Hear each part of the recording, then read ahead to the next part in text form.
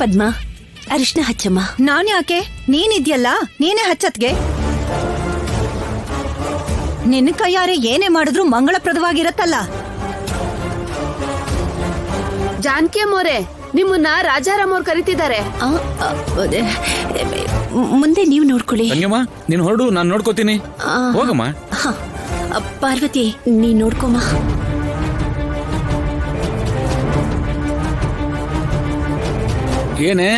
ಏನು ಅಂತ ಹೇಳಿ ತಪ್ಪಿಸ್ಕೊಳ್ಳೋಣ ಅಂತ ಯೋಚನೆ ಮಾಡ್ತಿದ್ಯಾ?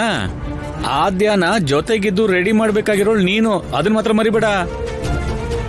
ಆದ್ಯ ಮೇಲೆ ಅಸೂಯೆ ಇರೋ ನೀನೆ ಅವಳಿಗೆ ಮಂಗಳ ಸ್ನಾನ ಮಾಡಿಸಿ ಎಲ್ಲಾ ಶಾಸ್ತ್ರ ಮುಗಿಯೋವರೆಗೂ ನೀನೇ ಜೊತೆಯಲ್ಲಿ ಇದ್ಕೊಂಡು ನೋಡ್ಕೋಬೇಕಾಗತ್ತೆ. ಇದೇ ನಿನಗೆ ಶಿಕ್ಷೆ. ಹೌದೌದು, ಆರ್ಡರ್ ಮಾಡಿದ್ಯಲ್ಲ ರಾಜು.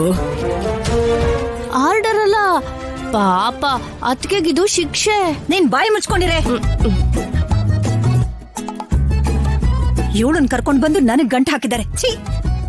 ದೊಡ್ಡಪ್ಪ, ಏಯ್, ಯಾಕೆ ಈಗ ಅವ್ರನ್ ಕರಿತಿದ್ಯಾ? ಮಾಡ್ತೇನ್ ಬಿಡು.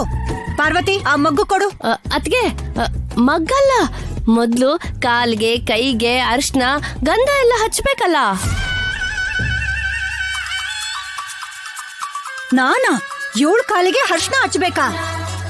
ಏನ್ ಹೇಳ್ತಾ ಇದ್ಯಾ ಪಾರ್ವತಿ? ಇವಳಪ್ಪ ಏನಾದ್ರೂ ನನ್ ಮಗನ್ ಕಾಲ್ ತೊಳ್ದು ಮದ್ವೆ ಮಾಡ್ಸಿದಾರ? ನಾನ್ ಇವಳ ಕಾಲ್ ಮುಟ್ಟೋದಿಕ್ಕೆ?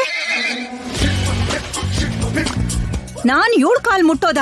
ಅದಾಗೋ ಕೆಲ್ಸ ಅಲ್ಲ. ದೊಡ್ಡಪ್ಪ, ಏಯ್ ನಿಲ್ಸೆ.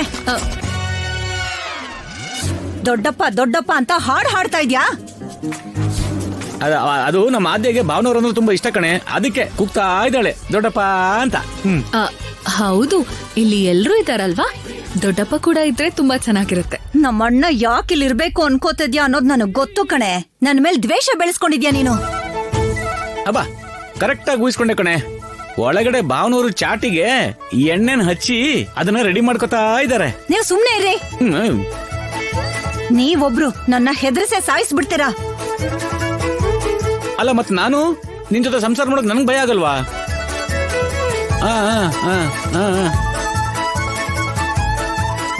ಪಾಪ ಅಣ್ಣ. ಬಾಯಿ ಮುಚ್ಚೆ ಸಾಕು. ಪಾಪನೂ ಇಲ್ಲ ಪುಣ್ಯನೂ ಇಲ್ಲ. ಮೊದ್ಲ ಗಂಧ ಹಚ್ಚೆ. ತಗೋ ಹಚ್ಚು. ಸ್ವಲ್ಪ ನಗು ಮುಗದಿಂದ ಹಚ್ಚೆ. ಅಲ್ಲಲ್ಲ, ಕಾಲ್ಗೆ.